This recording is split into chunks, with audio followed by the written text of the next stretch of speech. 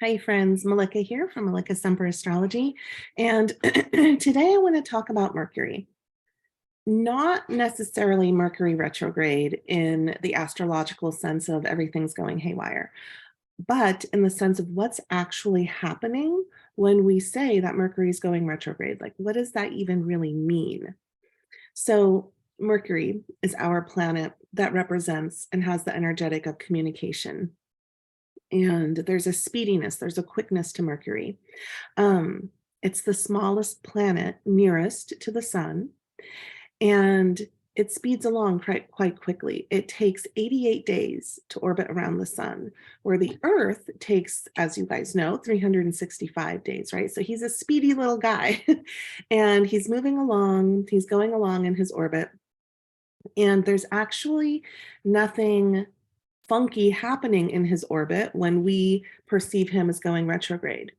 What is actually happening, if you think about it like a runner's track, right?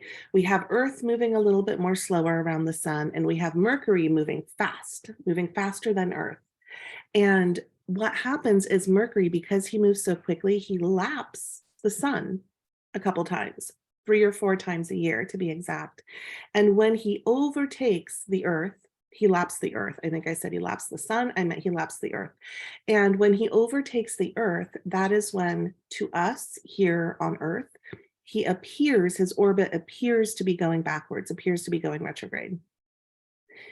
And that is what we call this 3-week period, 3-ish week period of Mercury retrograde. He's simply moving so fast that he laps us a couple times a year, right?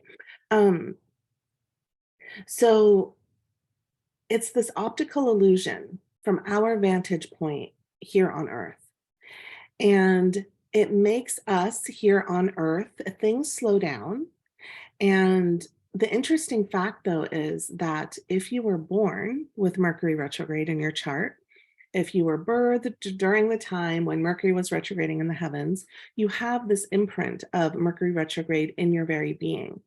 And when all the rest of us are freaking out because Mercury's retrograde and plans are delayed, our alarm doesn't go off, we forget to set the alarm, emails don't land where they're supposed to, we send texts to the wrong person, you, born during a Mercury retrograde, think everything's easy in that moment. You think that you're having the time of your life in those 3 weeks because finally things make sense to you, because you are innately born under this energetic of Mercury retrograde.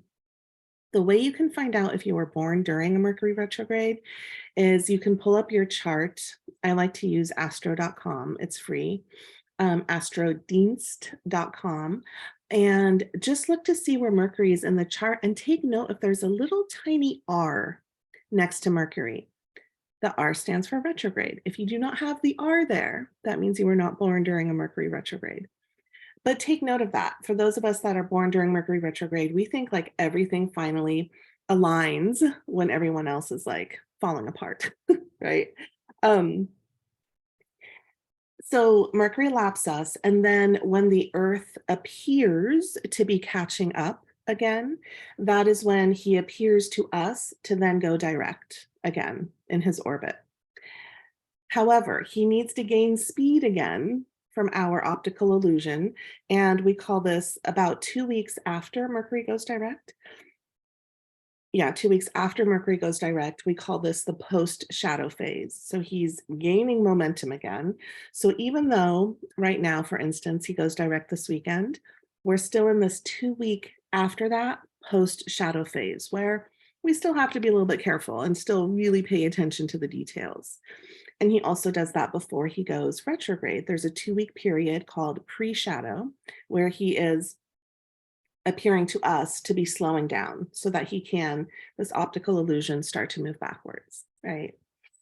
So that's actually what is happening when Mercury goes retrograde. He's still doing his orbit. He's just lapping us like runners on a track. And then when we catch up to him again, we call that he's going direct again and things run smoothly again for us.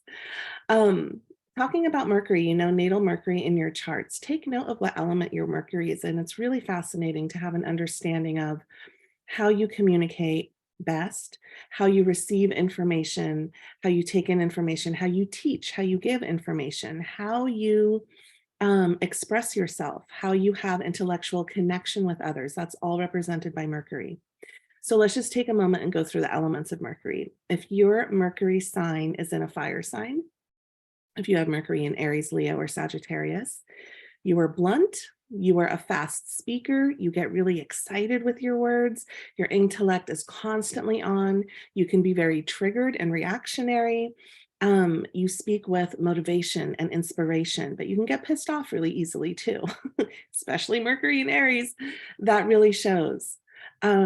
If you have Mercury in an air sign, if your Mercury is in Libra, Aquarius, Gemini, you're finishing other people's sentences. Your brain does not shut off. You are eating information for breakfast, lunch, and dinner. All the books, all the trivia, libraries, studies, classes. You are the eternal student. You speak really quickly.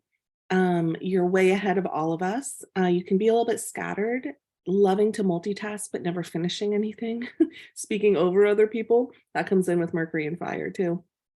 If you have Mercury in an earth sign, if your Mercury sign is in Taurus or Capricorn or Virgo, now we're really slowing down with the way we communicate and with the way we take in information. It needs to be slow, methodical, practical, logical is the way that we speak, and write and communicate.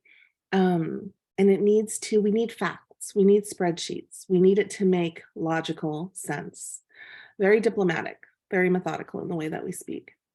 If you have Mercury, what am I leaving out? In a water sign, if your Mercury is in Cancer or Pisces or Scorpio, now you're speaking with feeling. It's really like bringing up words of compassion and pulling the intellect through the heart space. This is like a great signature for poets or the creatives or storytellers. The imagination is really colorful, really alive and awake. Might have a hard time with like linear learning, but like anything fantasy or creative or artsy, like your mind can really drop into that. So play with your Mercury a little bit. And now you guys know what is actually happening in the sky when we say Mercury's going retrograde. Okay. I hope you enjoyed this video and I will come back soon next week. Bye, everyone.